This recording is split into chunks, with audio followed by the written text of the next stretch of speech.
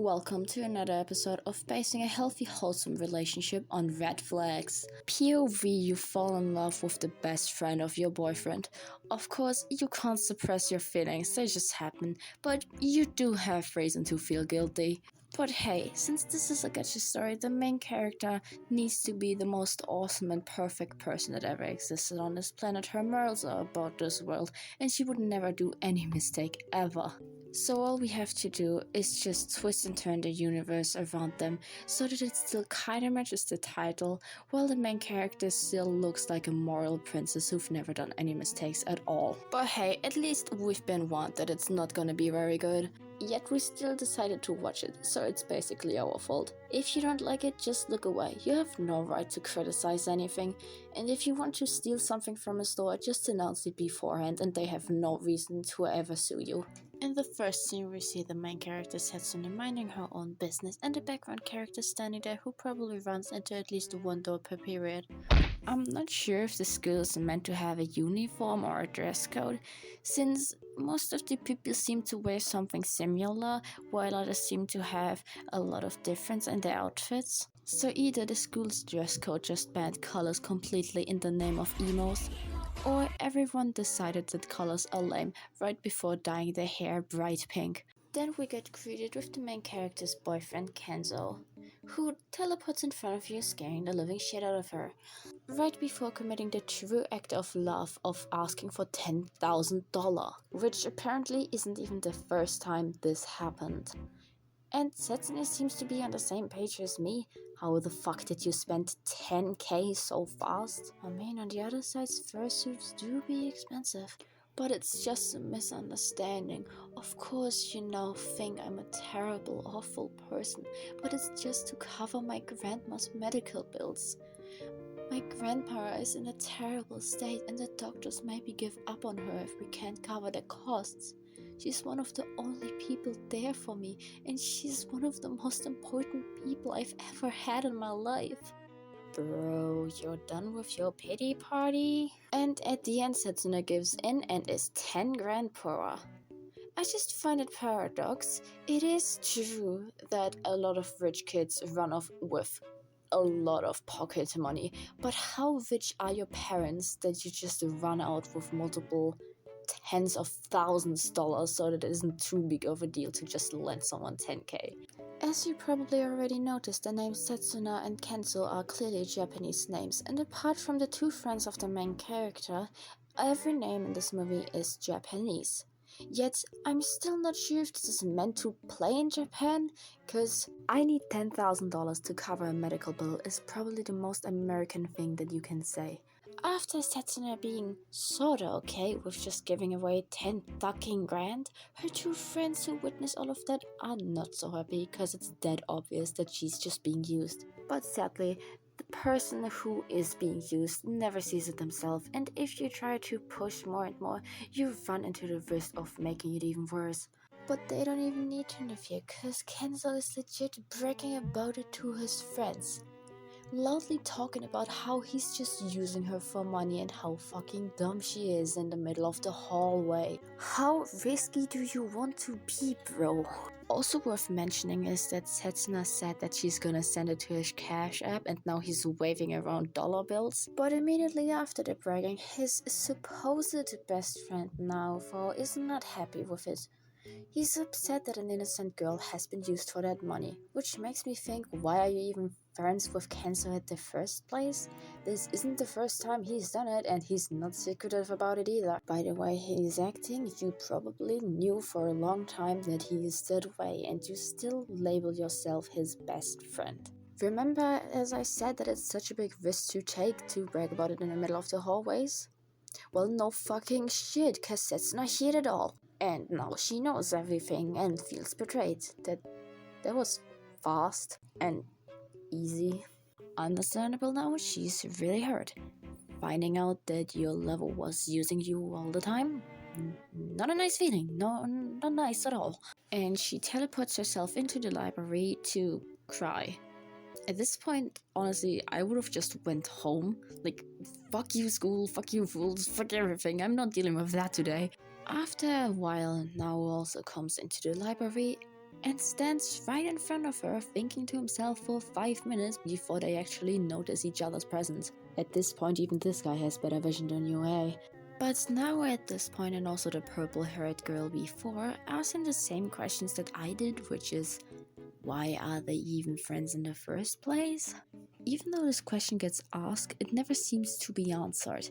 And the friendship between those two seems completely vague towards the movie anyway. It's not like they completely hate each other, but they also never do anything nice for each other. Even though they don't seem to like each other a lot, they still label themselves as best friends and never really have an escalation point where they actually decide that they're not friends anymore or that they hate each other. It seems like those people get portrayed as not really liking each other a lot. Again, to make the actions of the main character and him look better, but as far as Setsuna Iso should be concerned, he is still the best friend and someone who gets along with her current or later ex-boyfriend. Cause now comforts her, telling her that she doesn't need to be sorry and that she can talk to him if she needs anything. So all that Setsuna knows is that is the best friend of the guy who just manipulated her and used her for money. Yet still, she actually trusts him immediately, and the thought of this all being staged as well isn't even crossing her mind. After that, Setsuna tells her friend Haley about it, that she's been used and manipulated for money, and the person who she trusted the most never cared about her at all. And Haley's like, woohoo, hell yeah, that's awesome! I couldn't wait for this day to come where your heart finally gets smushed with your tank engine, woohoo!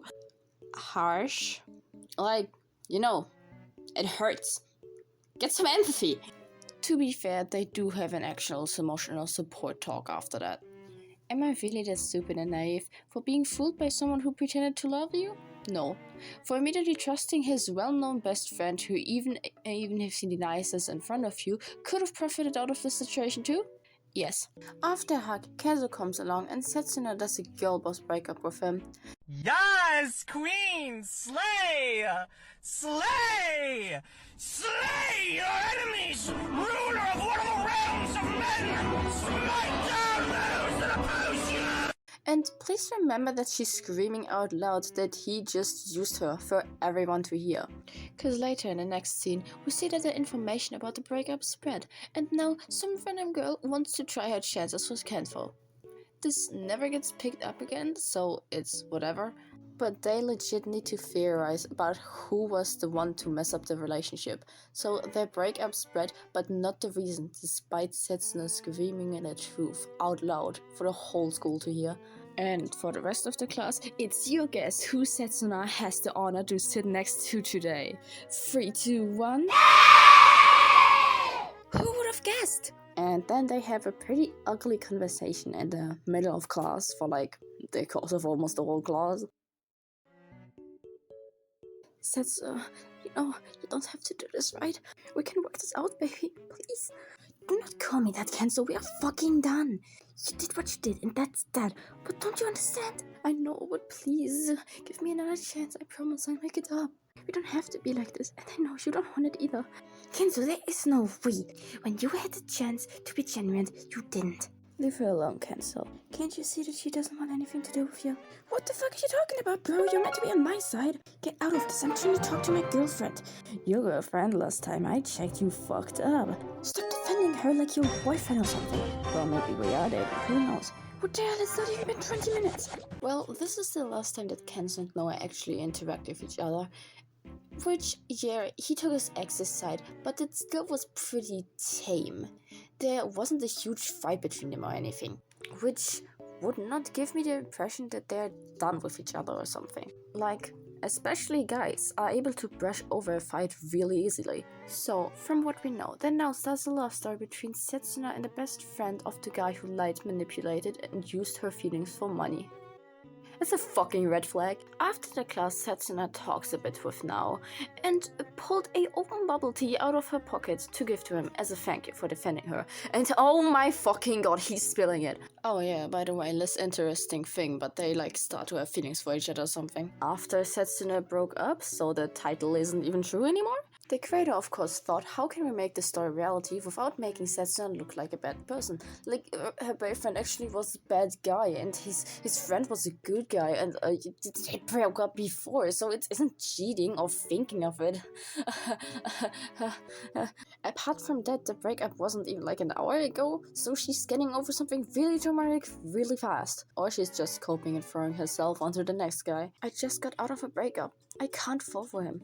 Yeah, and that like an hour ago, that you're even physically capable of thinking like that already wonders me. And he's my ex's best friend, but that doesn't mean anything, right? Yes, it does mean a lot actually, thinking especially how about your ex treated you. The next day they run into each other again and not noticing their presence after 5 minutes in once again. Oh, I didn't see you there, I thought this is just the breath of my inner demons that I could feel on my neck. Anyway, wanna go on a date? So they agree on hanging out later. And Setsuna's friends thinks it's an awesome idea to instantly ship her with the next guy. You do realize she had her breakup yesterday. Just cause it's a bad guy doesn't mean that she gets over it quicker. I would say it takes even longer to get over him at this point. Oh yeah, moral of the day, please don't tease your friends saying that they're into someone when they tell you that they aren't. If there's something between them, then it'll happen anyway. And if not, then you're just making your friend uncomfortable. Congratulations. Oh, by the way, Kenzo is still trying to get her back, which is just like tiring me at this point, so we're just gonna make it quick. Setsuna, I love your money. I mean you. I really miss your money. I mean you. Fuck off. Anyway, now when Setsuna decide to hang out more often, and over the course of 2 months, she realizes that she actually does have true feelings for him. She tells her friend who gets the satisfaction of being right, fuck you, blah blah blah, wanna be my boyfriend? Of course I do, this is a Gacha movie. Happy end. Moral of the story? If only one person that gets decided to be the bad guy does the bad things, it kinda takes the tension away.